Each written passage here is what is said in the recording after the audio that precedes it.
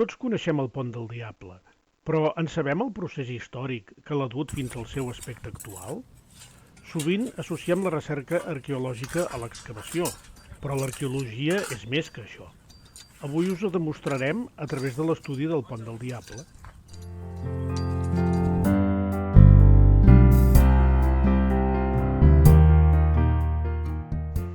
La construcció del pont en època romana està vinculada al traçat de la Via Augusta que unia Roma i l'actual Cadis. A Martorell s'unien la branca que venia del Vallès amb la provinent de Barcelona. Després la via seguia cap al Penedès en direcció cap a Tarragona. Els vasos apol·linars, trobats al balneari de Vicarello, a Itàlia, ens assenyalen les estacions de la ruta, entre les quals figura Adfines, que situem en un lloc que ha de ser proper al pont. Potser el jaciment arqueològic de Santa Margarida, on es conserven les restes d'un miliari, l'equivalent a una finta quilomètrica actual. L'estudi arqueològic es porta a terme tant sobre el pont com el seu entorn i comprèn diverses fases. La recopilació d'imatges antigues i actuals, l'aixecament de plànols, l'anàlisi de l'obra i dels materials utilitzats, la localització de la seva procedència. Tot plegat ens ha de permetre reconstruir-ne la història.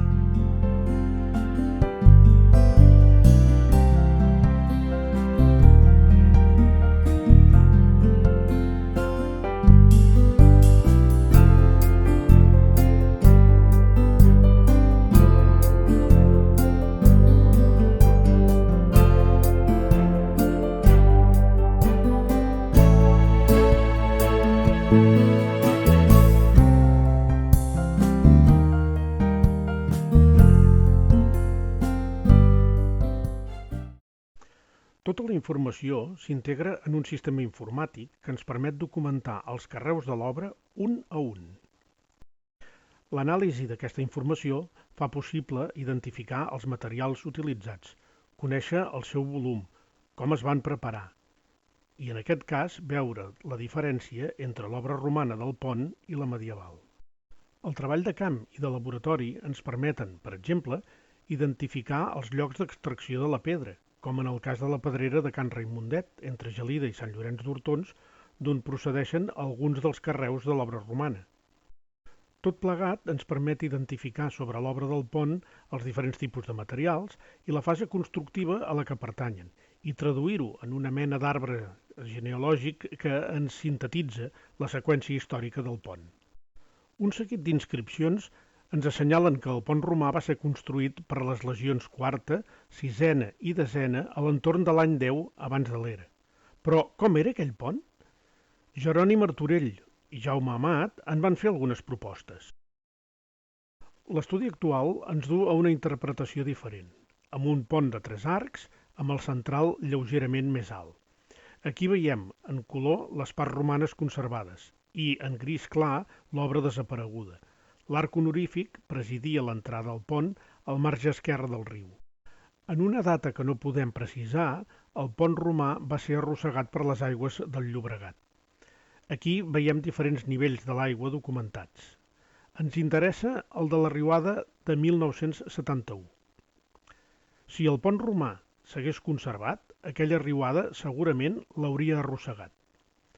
Com es pot veure, els dos arcs laterals queden totalment sota l'aigua, de manera que perden pràcticament la seva capacitat de desaigüe i es converteixen, de fet, en una presa.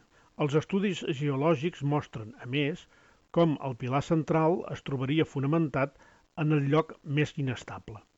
Quan es projecta el pont gòtic, que es comença a construir el 1283, aquest aspecte es té en compte. Veiem com tots els arcs del nou pont queden per sobre de la cota d'inundació màxima. El pont gòtic s'edificarà amb mitjans molt precaris, en part aprofitant carreus arrencats de l'arc honorífic de l'entrada i d'altres parts romanes conservades. També serà més estret.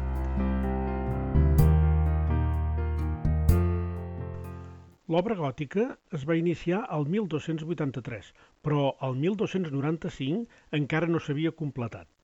Si ens fixem en el gravat de 1735, el més antic que coneixem, l'obra fins i tot sembla inacabada.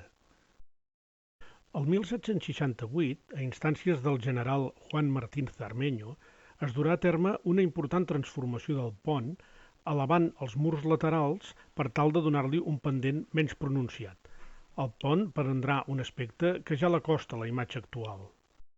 Amb motiu d'aquesta obra es va col·locar al centre del pont una làpida amb una inscripció que, erròniament, atribuïa l'obra del pont als cartaginesos, seguint una tradició que arrenca almenys del segle XVIII.